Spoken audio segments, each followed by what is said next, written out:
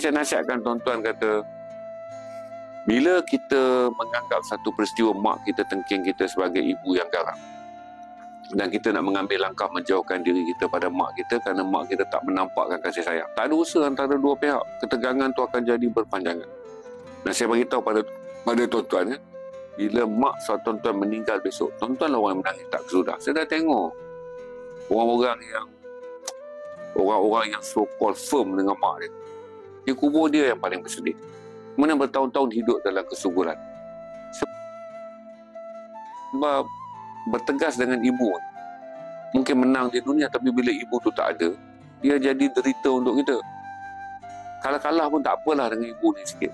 So bila ibu kita pergi kan, kekalahan tu tidak mendera hati kita. Kekalahan kita ni tak mendera hati kita. Mana tuan-tuan nak? Saya sentiasa berpegang pada prinsip ibu saya dilahirkan tidak bersekolah. Ibu saya dilahirkan dengan dunia dia sangat kecil. Saya tak boleh paksa ibu saya faham semua pandangan-pandangan saya tentang perkara-perkara yang relevan untuk buat keputusan. Saya jadi CEO, buat keputusan yang besar-besar. Dan saya tak boleh faham, kata mak, saya CEO. Saya tahu semua benda tentang, saya tak boleh guna ayat tu. Jadi saya cuma jelaskan kepada tuan-tuan, tak ada hubungan yang tak boleh dibaiki. Tak ada hubungan yang tak boleh dibaiki. Saya sangat-sangat percaya. Boleh tutup pintu pada kawan-kawan kalau kita rasa seorang kawan ni merumitkan kita. Kita boleh tutup sebab kita nak mengelak kerumitan tu jadi perbalahan. Tapi kita ada satu ibu ya. Kita ada satu ibu.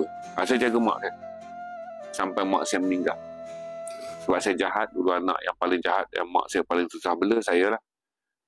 Jadi bila saya dah bekerja tahun 1994, saya berkhidmat dengan ibu saya dalam apa juga keadaan. Jadi apa saja yang ibu saya nak, apa yang saja ibu saya arahkan, saya ikut. 2014 bila mak-mak saudara saya semua tak ada, barulah ibu saya sanggup tinggal dengan saya di Kuala Lumpur. Jadi saya jagalah ibu saya sampai ibu saya kembali ke rahmatullah kerana kanser limfoma.